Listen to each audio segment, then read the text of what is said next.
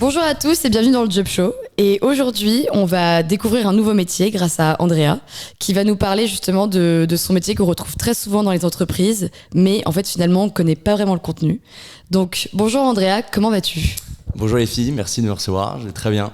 Et bah vous ? Écoute, super. Tout va bien. C'est un plaisir de te recevoir ici. C'est un plaisir d'être avec vous. Et est-ce que tu pourrais commencer par te présenter un petit peu, s'il te plaît ? Bien sûr. Je m'appelle Andrea, j'ai 27 ans. Je suis né à Paris, j'ai passé mon bac à Paris. Je suis parti ensuite à l'étranger pour faire ma licence en Angleterre. Et ensuite, je suis revenu pour faire mon master à l'ESCP entre Madrid et Paris. Et je travaille depuis 2 ans et demi chez Content Square en tant que trop bien. SDR. Ok. Donc SDR, pour les intimes, c'est Senior. pour ceux qui ne connaissent pas, c'est Senior Sales Development Representative. Ouais, senior, tu deviens senior au bout d'un certain temps. Ok. Mais sinon, SDR, c'est Sales Development Representative. Ouais. Ok, c'est très clair. Donc juste pour prévenir tout le monde, on utilisera SDR et parfois on va sortir un petit peu des mots anglais parce que c'est un peu le jargon du business maintenant. Donc Exactement. Donc on n'est pas des tocards. Voilà. Et donc comment est-ce que tu as fait à partir du coup de l'ESCP pour arriver chez Content Square ? T'es arrivé directement là-bas ou t'as fait des stages un petit peu ? Et d'abord, est-ce que tu peux nous dire ce que c'est Content Square ? Ouais, alors déjà, Content Square, c'est une boîte française de la tech et c'est une solution qui a été créée en 2012 par un Français qui a fait l'ESSEC en projet d'études. Et donc, comme je dis, c'est une solution qui permet aux entreprises de proposer un parcours utilisateur et une expérience digitale la plus optimisée possible. Donc ça passe par différents facteurs, ça peut être améliorer les taux de conversion, ça peut être vraiment améliorer l'expérience client, donc c'est-à-dire les frictions, ça peut être même la partie technique du site. C'est vraiment lié à toute l'expérience digitale et c'est proposer la meilleure expérience possible. Donc c'est une solution UX UI. Exactement. Ouais, bien vu. Ok, j'ai le jargon. Ok, donc vous vendez ça à des entreprises, vous vendez cette solution à des entreprises. C'est que du B2B. Ok. C'est ça. Et on vend ça à tout type d'entreprises, de tous les secteurs. Donc ça peut être des entreprises qui ont des enjeux e-commerce, donc de vente directe de produits, ou des enjeux qui sont liés à de la conversion ou la création de comptes, ou quand il y a des portails, tu vois, Amélie par exemple, tu peux vendre une solution comme ça, même si tu n'as pas d'enjeu de conversion directe ou de vente sur le site. Ok, et ces entreprises achètent pour améliorer vraiment l'expérience utilisateur. C'est ça. Ok, Ouais. donc ce qui est très important, et elles en ont beaucoup fluide besoin. possible. Ouais, c'est aujourd'hui, les vachement entreprises important. en ont besoin, c'est ouf. C'est des sujets très importants pour eux parce que ils ont des sujets d'acquisition en fait qui sont clés. En général, les entreprises dépensent beaucoup d'argent dans les sujets d'acquisition et nous, on leur explique surtout que c'est très important de dépenser de l'argent sur les sujets d'acquisition, mais c'est aussi très important d'avoir des parcours clients et en fait que les personnes qui visitent leur site aient le parcours le plus fluide, ce qui va en fait augmenter la conversion et donc peut-être réduire les coûts d'acquisition et avoir une meilleure conversion et donc ils s'y retrouveront et ce sera peut-être plus pertinent pour eux, même financièrement. Ok, très clair. Et donc quels sont en général vos targets types de clients ? Ouais.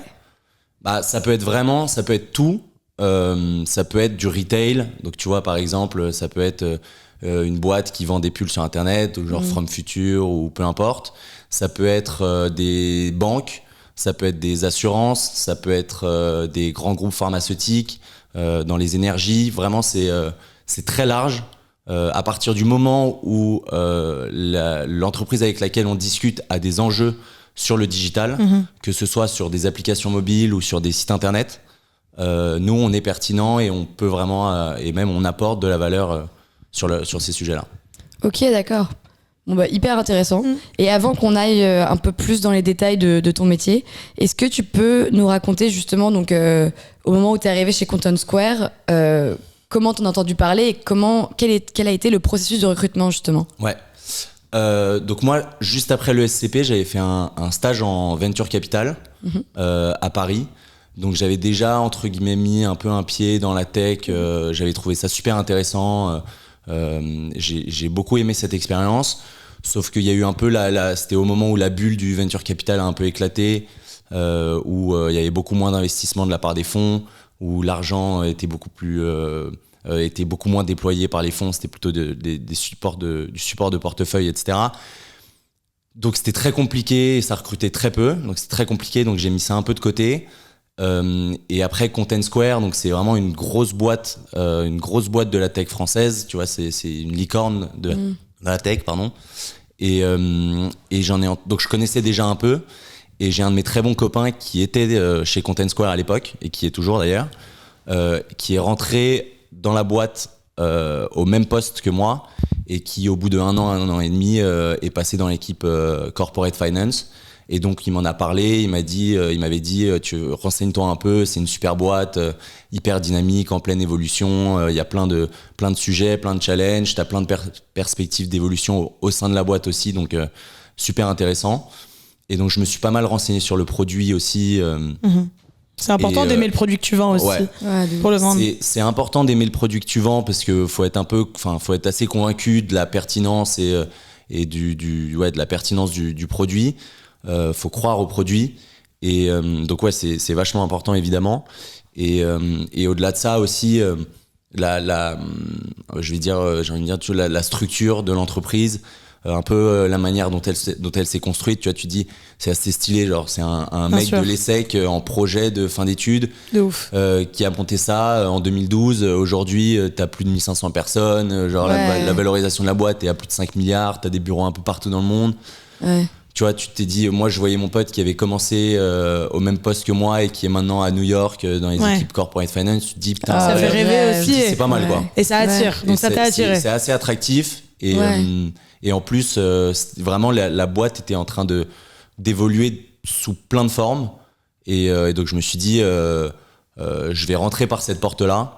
Moi j'ai toujours eu une fibre un peu commerciale, tu vois, de sales, sans vraiment être sales, mais tu vois, j'aimais bien le contact avec les gens, etc. Donc je m'étais dit que ça pouvait être intéressant et surtout, ce métier-là ne te ferme pas de porte par rapport à ce que tu veux faire ensuite. Ouais, tu fais plein de trucs après. Tu peux faire plein de trucs, tu peux intégrer si tu veux par exemple rester dans la même entreprise, tu peux intégrer plein d'équipes, ce qui peut être pas forcément la même chose en intégrant, tu vois, d'autres équipes un peu plus niches. Bien sûr. Donc je me suis dit, ça peut être intéressant de rentrer dans une boîte assez sexy, qui performe hyper bien, qui est hyper dynamique, sur un métier, tu vois, qui est très formateur aussi. Ça, c'est important de le dire, c'est hyper formateur. Un peu comme les métiers de conseil, quoi. Ouais, exactement. Et ensuite, tu verras un peu quelles équipes te plaisent, quels sujets te plaisent plus que d'autres. Et après, si tu veux rester dans la même boîte, tu verras comment t'évolueras dans la boîte, quoi. Donc c'est comme ça que j'ai voulu, désolé c'était un peu long, mais c'est comme ça que j'ai voulu rentrer chez Content Square. Et du coup, donc t'as eu combien de rounds pour rentrer ? J'avais eu 3 ou 4 rounds. Quand même. Ils te mettent en situation ? Tu commences par un peu du fit. Ouais. Moi, donc, j'avais été recommandé par un de mes très très bons copains pour rentrer dans l'équipe. Donc, j'avais fait d'abord un premier entretien de fit, tu vois, 30 minutes pour comprendre un peu quel est ton parcours, ce que tu as fait avant, tes différents stages. Moi en l'occurrence c'était mon premier job en CDI, tu vois, donc j'avais un peu expliqué mon parcours assez classique et ensuite j'avais eu 2 entretiens plus techniques, tu vois, de mise en situation. C'est chaud ça. Un peu chaud avec un peu, tu vois, de pression et tout. Ils te laissent 24 heures pour le faire ou je sais pas quoi. Ouais, non, même pas. Moi c'était vraiment genre mise en situation directe en mode par exemple je me souviens c'était ma N+2, donc celle qui gérait l'équipe un peu Europe de tous les SDR, qui a un gros caractère et tout, mais avec qui je m'entends archi bien. On avait commencé et au bout de 30 secondes elle me dit genre bon attends on va refaire, ça va pas du tout et tout, donc gros coup de pression. Non. Et après ça a trop bien marché, on a trop bien fité, elle a aimé la manière dont j'ai abordé l'exercice et tout. Et après, j'en ai eu un second sur un peu plus la manière dont tu t'organises, tu travailles, tu vois, tu es mise en situation sur le travail de différents comptes, etc. Okay. Et après, tu as un dernier entretien de fit avec les équipes. et ça passe, ça casse. Et justement, en tant que SDR, quelles sont vraiment tes missions au quotidien? En quoi consiste ton poste? Qu'est-ce que c'est être SDR en fait? SDR, on va dire que c'est la première marche de l'entreprise pour créer du business. Okay. Pour le définir le plus simplement possible, c'est le métier qui va générer du business. C'est la première étape pour générer du business pour l'entreprise. Donc trouver des clients, très clair. Entamer les discussions, identifier les cibles pertinentes, comprendre comment elles s'organisent, quels sont leurs différents enjeux. Est-ce que nous, on peut répondre à leurs enjeux? Est-ce que c'est intéressant de les adresser ou est-ce qu'on va perdre du temps et on va leur faire perdre du temps? Et donc vraiment, c'est ça, pour simplifier, le rôle de SDR. Ok. Et justement, du coup, toi, ton objectif au sein de ton équipe, c'est de faire du business, faire du chiffre, avoir des clients. C'est quoi un peu, du coup, ton objectif clair et défini? Ouais, mon objectif défini, c'est de convertir des prospects en clients.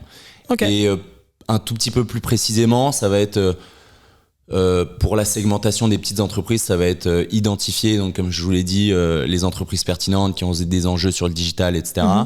Rentrer en contact avec les bonnes personnes, comprendre donc quels sont leurs enjeux.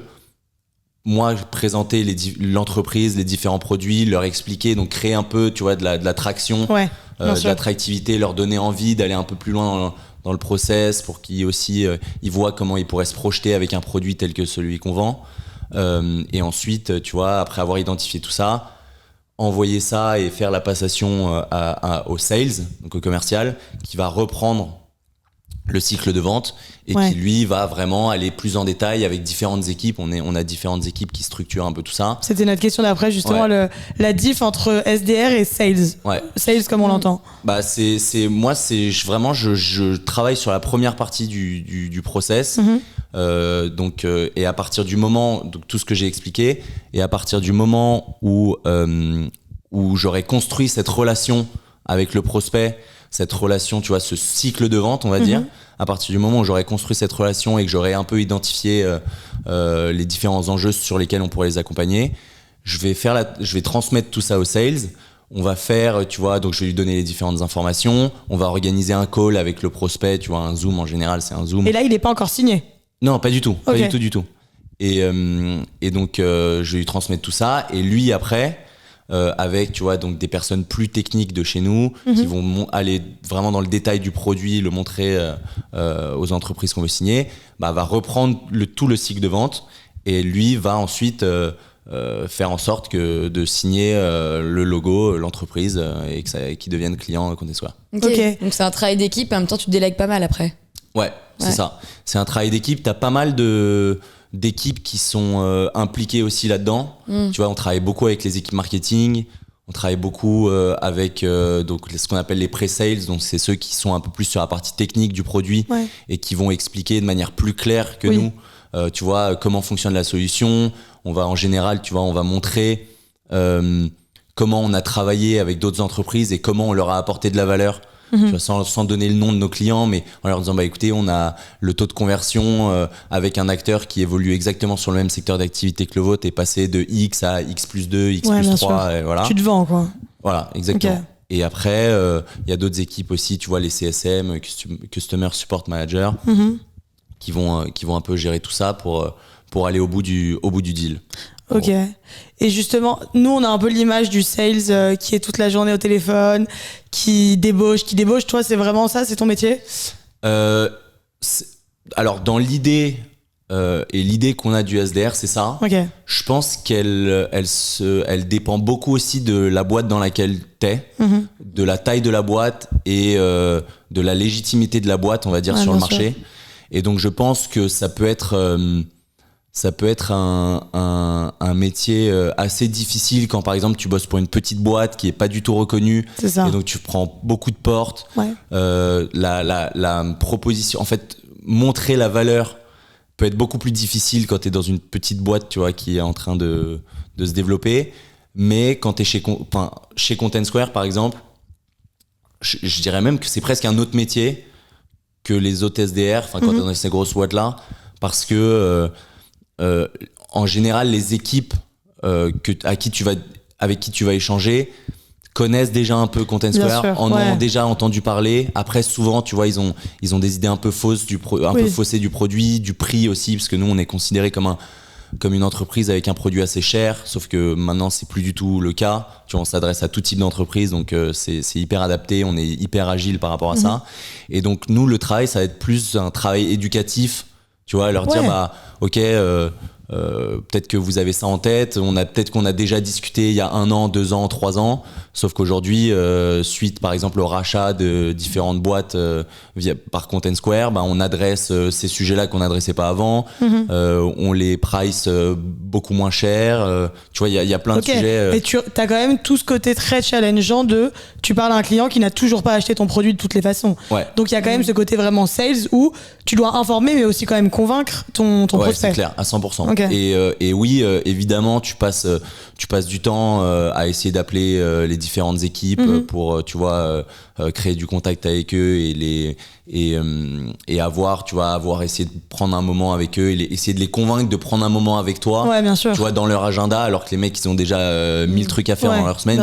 Tu leur dis, bah, prenons, en fait, c'est très rapide, tu dois être très rapide pour leur donner envie de prendre 30 minutes de leur temps.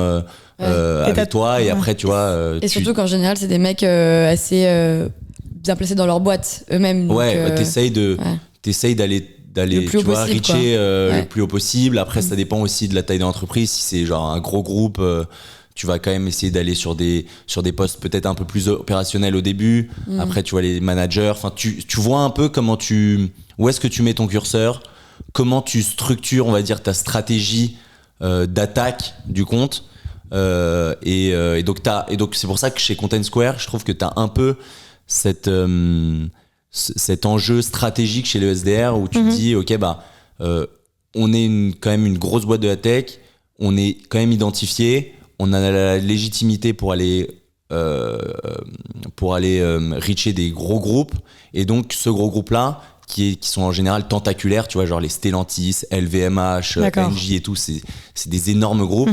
Et donc il faut que tu aies ce travail hyper stratégique déjà d'identifier les différentes tentacules de la pieuvre et ensuite aller les contacter de la bonne manière, pousser le bon produit, faire le travail éducatif aux bonnes personnes au bon moment, et donc t'as cette partie vraiment commerciale où en fait tu vas aussi avoir un peu plus de masse sur les petits comptes et tout, et la partie stratégique où tu vas devoir vraiment faire du travail sur un peu plus long terme pour essayer de travailler les gros comptes. Donc un métier bien complet finalement. Ouais, et justement tu parlais des techniques de vente. Comment toi t'as réussi un peu à te former là-dessus, parce qu'il faut savoir vendre? Est-ce que c'est quelque chose que t'as inné en toi? Est-ce qu'on t'a inculqué un peu ces techniques? Est-ce que t'as parlé justement avec des gens dans ta boîte qui t'ont dit vas-y il faut faire comme ça, un pitch ça se commence comme ça? Enfin vraiment, comment tu fais pour vraiment capter l'attention d'un prospect, d'un mec qui a pas le temps en fait?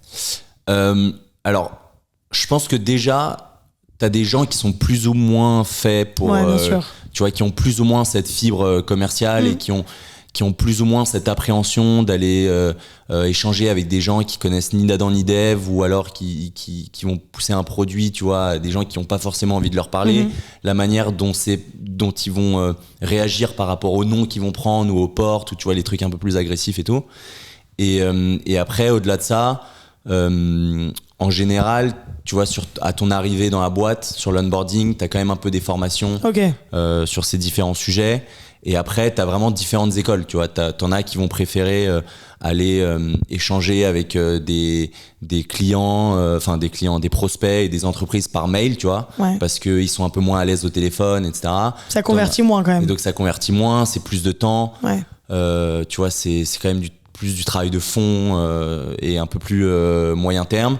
Et t'en as qui vont préférer prendre leur téléphone, aller appeler le directeur marketing de chez Eric Bompard ou je ne sais quoi, et direct échanger avec eux. Et s'ils prennent un nom de la part du directeur marketing, bah ils vont appeler le directeur digital ou le directeur e-commerce, et ce sera pas très grave. De la même boîte du coup. De la même boîte, tu vois, essayer de voir les différentes équipes. Ça. Moi je suis plus de l'école du téléphone par exemple. On l'a senti un peu. Ça te va bien. Et justement, donc tu parlais des rejets. Ouais. Et j'imagine que dans ton métier, donc ça arrive souvent. Est-ce que tu dirais que tu as plus de rejets que de gens qui sont intéressés par ton produit? Et comment est-ce que tu gères Ça dépend de la boîte aussi. Oui, ça dépend de la boîte aussi. Mais et comment est-ce que tu gères les moments où tu te retrouves face à un rejet? Alors oui, on a, en termes de pourcentage, on a beaucoup plus de rejets que de oui. Sinon, on roulerait sur l'or, je pense, en vrai. Donc, on a beaucoup plus de retours négatifs, mais ça peut être des retours négatifs très différents. Ça peut être des gens qui n'ont pas le temps. Ça peut être des gens qui vont te dire je vous connais, ça m'intéresse pas, mais en fait, ils n'ont pas vraiment en tête ce qu'est le produit. Et donc, c'est très compliqué de rattraper le truc. Donc, il faut essayer de passer par d'autres chemins. Donc, c'est très, très courant. C'est même plus que courant. Et après, tu vois, en fait, faut le prendre un peu comme un jeu, quoi. Tu vois, c'est ça. Ça passe pas. En général, ça passe pas. Quand ça passe, c'est ta petite victoire. Il faut le gamifier un peu. Et en fait, faut le gamifier. Tu vois, moi, je le gamifie de ouf. C'est-à-dire que même, je me fais des petits challenges. Où on essaye parfois de caler un peu des phrases un peu marrantes, d'avoir des approches un peu qui sortent du commun et qui pourraient faire rigoler la personne que tu vas appeler, parce que faut avoir en tête que à partir du moment où tu vas appeler cette personne qui va avoir un numéro qu'elle ne connaît pas sur son téléphone, tu pars du principe que tu vas la déranger, tu vois. Donc faut essayer de rendre le truc un peu sympa, captivant, court, parce que tu l'appelles un peu à l'improviste. Et donc, faut vraiment gamifier le truc. C'est quoi un peu toi ta petite catchphrase? Je vais pas donner mes secrets. Ils vont me raccrocher au nez après. on dira pas. C'est un peu un métier de séducteur en fait, ce truc. Ouais, grave. Ouais, vraiment. C'est un métier faut charmer les personnes avec qui t'es. Justement, notre question d'après, c'était un peu les qualités indispensables pour ce métier. Qu'est-ce que tu pourrais nous dire, toi? Je dirais qu'il faut être un peu acharné déjà. Parce que comme on le disait, tu peux avoir beaucoup de réponses négatives pendant un moment. Comme ça fonctionne aussi à la performance, tu vois, psychologiquement, tu peux avoir des phases où tu te dis putain mais il y a rien qui passe, il y a rien qui fonctionne. Je vais gagner 0 sur ce mois-ci parce que t'as une partie de variable qui est plus importante. Et donc faut être assez accroché, faut être assez déterminé. Et après faut être je pense qu'il faut aussi avoir un peu la tchatche, faut avoir de la répartie, et faut aussi savoir s'organiser. Ça c'est un sujet assez important parce que comme je le redis, ça fonctionne à la performance. T'as des targets au mois, au quarter, etc.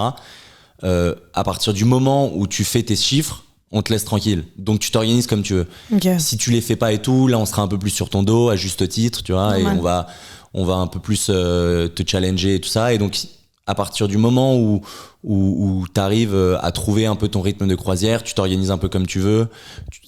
Faut être assez conscient du moment où il faut que tu accélères un peu sur ton rythme de travail, ou je ne sais quoi, où en fait tu peux garder ce rythme-là. Il faut vraiment se jauger. Il faut se connaître un peu, tu vois, en vrai. Ouais, c'est important. Et je pense que pour tous les tafs, il faut se connaître, mais même pour aimer un taf et pour un peu s'épanouir dedans, je pense que vraiment ce que tu dis, t'as raison, se connaître. Ouais. Tu peux, il y a des gens qui peuvent être hyper intéressés par justement le métier de sales, mais s'ils se connaissent pas, en fait, ils vont complètement se planter, ils vont perdre du temps.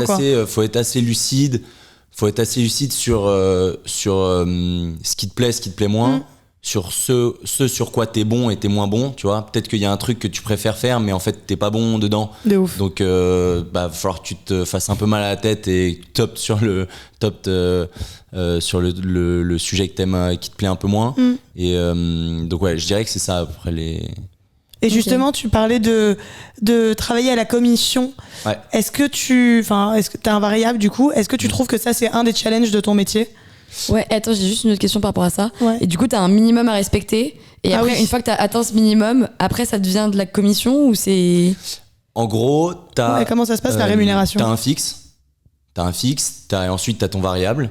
Donc ton variable, il est décortiqué en fonction de tes objectifs, etc. T'as différentes entreprises qui fonctionnent de différentes manières. T'en as qui fonctionnent aux variables déplafonnées. C'est-à-dire que si, imaginons, sur l'année, sur le mois, tu as un objectif de 10 discussions avec des entreprises et que tu en as 20, tu seras déplafonné et tu seras payé sur les 20. Ah. Et t'en as qui plafonnent et qui disent au-delà de 15, tu seras pas payé plus, donc tu plafonnes. Mais en général, t'es déplafonné pour motiver les sales. Bien sûr, tu motives tes troupes. Ouais. À créer le plus de business possible, quoi. Et donc ça fonctionne comme ça. Donc en fait, si tu fais, on va dire 100% de tes objectifs sur le mois, tu vas toucher quoi qu'il ton fixe plus ton variable, enfin le variable du mois. Et ensuite, tout ce que tu auras fait au-dessus de tes objectifs, ce sera du variable en plus. Ah ouais, pas mal. Ah, bénef. Donc c'est motivant comme métier quand même. Ouais, c'est très motivant. Ouais. Mais ça peut être aussi psychologiquement assez difficile. Justement. Dans le sens où tu peux avoir un mois où tu cartonnes et tu vois t'as un super salaire et tout ça, et le mois d'après t'as rien qui convertit, tu sens que t'as pas du tout de rythme, donc tu fais pas tes objectifs, et donc t'as un vrai gap et tu te dis putain, mais en fait comment je vais reprendre le rythme que j'ai eu. Donc c'est hyper faut être fort mentalement cyclique, quand même. C'est très cyclique.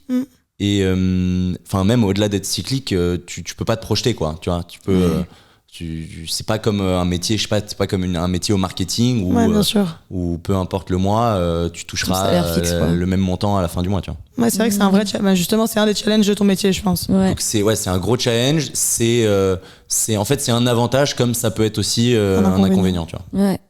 Et parlant de challenge, est-ce que t'as un souvenir d'une anecdote marrante, ou alors justement d'un challenge que t'as rencontré en tant que SDR? Ouais, par exemple, en début d'année, j'avais bossé sur un compte, je n'aurais pas le nom, ça sert à rien, mais j'avais bossé sur un compte et tout, ça se passait hyper bien. On avait impliqué les différentes équipes, on avait trouvé de la pertinence dans le produit. Ils étaient assez engagés, on avait, tu vois, c'était le montant du contrat qui était prévu était assez intéressant et tout se passait super bien. Et on arrive au décisionnaire, donc tu vois, c'était genre le DSI, je crois, qui est genre le directeur des systèmes informatiques, qui prenait un peu les décisions sur les investissements de ces sujets-là. Et c'est un mec en fait qui avait bossé dans une autre boîte avant et qui avait utilisé Content Square, et ça s'était pas bien passé pour X ou Y raison, et donc ça a cuté le truc. T'es tombé sur le mauvais mec en fait. Et on avait bossé dessus depuis quelques mois, on s'était dit ok, c'est good, on va signer et tout, et en fait du jour au lendemain le mec n'avait pas été satisfait. Et c'est parce que c'était la mauvaise personne qui a eu la mauvaise expérience avec Content Square pour X ou Y raison. Et qui était un peu, tu vois, bloqué sur ça, alors que vraiment on avait fait tout un travail de fond, même un peu vraiment éducatif sur le sujet, etc. Et je pense que s'il avait repris un peu et qu'il nous avait écouté, on lui avait représenté un peu les nouveaux produits, le nouveau business model, etc., je pense que ça aurait signé. Mais donc tu peux tomber vraiment sur des trucs comme ça. Donc tout ça pour dire que tu peux travailler pendant plusieurs semaines, mois sur un compte, tout se passe bien. Et pour X ou Y raison, ça se fait pas, et donc en fait tu repars à zéro. Même, ouais. Et comme en plus donc t'es payé à la commission, t'auras perdu entre guillemets plusieurs mois sur ce sujet-là, et qui se fera pas. Et donc il faut que t'arrives à avoir ce qu'on appelle un pipe, donc c'est-à-dire des opportunités de signature assez importantes. Ouais, bien sûr. Pour pouvoir, tu vois, te baquer si t'as des comptes qui signent pas, quoi. Beaucoup trop d'anglicisme. Voilà le conseil. Beaucoup trop d'anglicisme. Ok. Bien écoute, c'est noté. Et justement, question de fin qu'on aime bien poser. Si un jeune te demandait j'ai envie d'être sales et que tu dois me donner un conseil, qu'est-ce que tu pourrais lui donner comme conseil à ce jeune? Je lui donnerais quoi? Le premier conseil que je lui donnerais, c'est si tu as envie d'être sales, sois sales dans un domaine qui te plaît. De ouf. Sur un produit qui te plaît aussi. C'est ce qu'on disait au début. Bosser pour un produit qui te plaît. Parce que je pense sérieusement que si t'es pas convaincu du produit que tu vends, et peu importe le produit, que ce soit un produit tech, que ce soit des voitures, peu importe, si le produit ne te plaît pas et les processus de vente ne te plaisent pas, tu vendras pas. Tu vois, genre si tu vendras pas, tu vendras pas, tu prendras pas de plaisir. Et si t'arrives à trouver un truc qui te plaît, aussi technique qu'il soit, ou qu'il ne soit pas, tu seras bien meilleur et tu prendras beaucoup plus de plaisir, tu vois. Ouais, bah nous c'est ce qu'on dit tout le temps au job show avec India, c'est que même peu importe la voie que tu choisis, faut toujours choisir un truc qui te plaît parce que sinon tu seras pas motivé, tu feras pas du bon Et taf. tu seras Donc, pas bon dans ton métier, et que tu ce seras pas soit, bon dans ta vente. Que ce soit sales ou un autre métier. Ou un autre Ouais. métier, exactement. Bah écoute, merci beaucoup Andrea d'être venue, d'avoir un participé. beau conseil qui résume ton métier. Ouais. Ouais, de nous avoir montré ce métier très tchatcher. Et qu'on a beaucoup kiffé. Merci à vous de m'avoir reçu, c'était très sympathique. Merci Avec plaisir. Andrea. Merci. Salut. Merci, salut.